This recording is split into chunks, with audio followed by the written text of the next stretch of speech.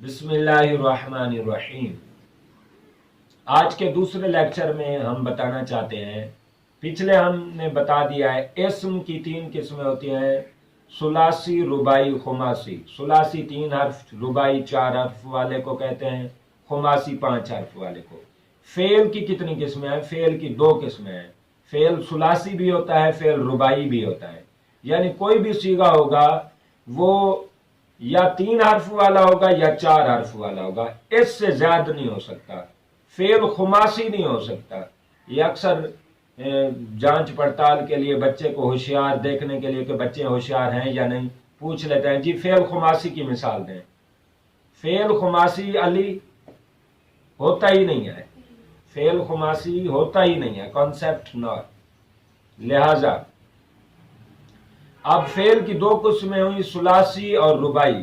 ثلاثی 3 حرف والے کو کہتے ہیں، جیسے زارابا، زواد رابا، اور ناصارا، عالمہ، منعا، شاروفا، حاسبہ، فاتحہ، خالقہ۔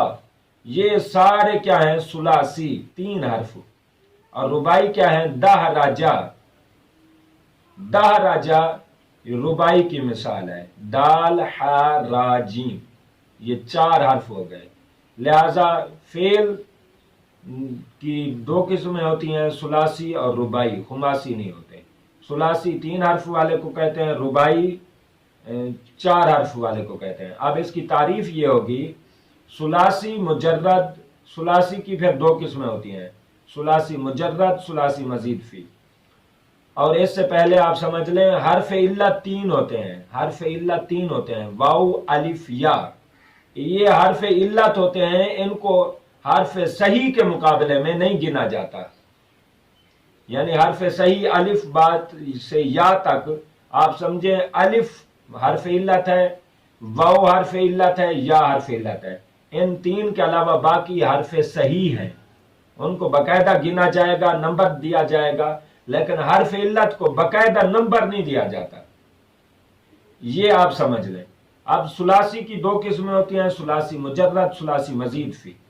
ثلاثی مجرد وہ ہوتا ہے جس کے مقابلے میں 3 حرف اصلی سے کچھ بھی زائد نہ ہو، جیسے زارابا، جسٹ 3 لیٹرز، صرف 3 حروف ہیں، زارابا، زواد رابا۔ لہذا یہ کیا بنا علی حیات؟ زارابا ثلاثی مجرد۔ کیا بنا؟ ثلاثی مجرد۔ ثلاثی مجرد۔ ثلاثی مزید فی کیسے کہتے ہیں؟ جو 3 حرف اصلی کے مقابلے میں زائد حرف آ جائے، زائدہ حروف آ جائے۔ زائدہ حرف کون سا ہے؟ ازرب۔ یہ تو مثال ہے، زائدہ حروف کتنے ہیں؟ زائدہ حروف حرف علت الف واو یا۔ الف واو یا، ان کو زائدہ حروف کہتے ہیں۔ حرف صحیح نہیں ہے، میں نے پہلے کہہ دیا ہے، یہ حرف صحیح نہیں ہے، یہ حرف زائدہ ہیں۔ تو لہذا حرف 3 حرف اصلی کے مقابلے میں کوئی حرف زائد آ جائے، مزید فی، اس کا معنی ہی کر لیں کہ اس میں مزید، یعنی اس میں مزید کوئی زائد حرف آ جائے۔ وہ زائد حرف کیا ہو سکتا ہے؟ واو ہو سکتا ہے، یا الف، یا۔ جیسے الف کو حمزہ بھی آپ کہہ سکتے ہیں۔ جیسے ثلاثی مجرد کی مثال زارابا، ثلاثی مزید فی کی مثال کیا ہے؟ اکراما۔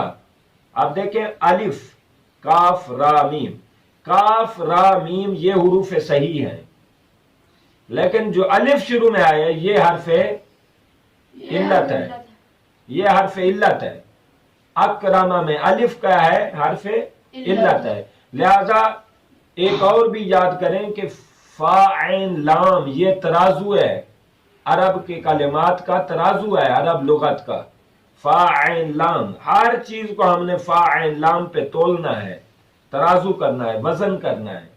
جو ان سے زائد ہوگا وہ مزید فی ہوگا، جو ان میں ہوگا فا عین لام کے مقابلے میں وہ اصلی ہوگا، وہ مجرد ہوگا، ثلاثی مجرد۔ مثلا آپ دیکھیں، اکراما بر وزن افعالا، بر وزن افعالا۔ اب یہاں اضافی کیا آیا ہے؟ الف، اضافی الف آیا ہے، کیونکہ اکراما کاف فا کے مقابلے میں آ گئی، عین را کے مقابلے میں آ گئی اور جو میم ہے یہ لام کلمہ کے مقابلے میں آ گئی. یہ کاف را میم تو آ گئے فا عین لام کے مقابلے میں، لیکن جو شروع میں الف آیا یہ زائد ہے، لہذا اس کو کیا کہیں گے ہم؟ مزید فی. کاف را میم سے کیا ہو گیا؟ ثلاثی. کاف را میم سے ثلاثی، تین حروف، 3 لیٹرز. اور جو اضافی آیا ہے اس کو مزید فی کہہ لیں، بن گیا ثلاثی مزید فی. ثلاثی مزید فی. ثلاثی مجرد بھی سمجھ لیا، ثلاثی مزید فی بھی آپ نے سمجھ لیا. ٹھیک ہو گیا؟ آج کے لیکچر